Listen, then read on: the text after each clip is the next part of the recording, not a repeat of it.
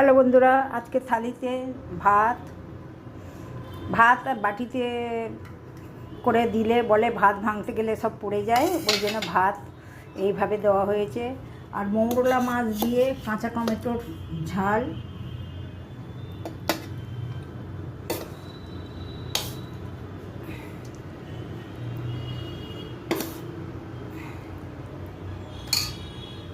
এই যে দেখুন ভাত করে রাখলাম।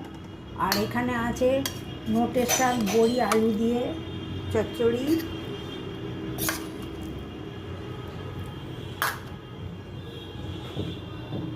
আর আছে ঝিঙে দিয়ে আলু দিয়ে মাছের ঝোল। এই যে ঝিঙে,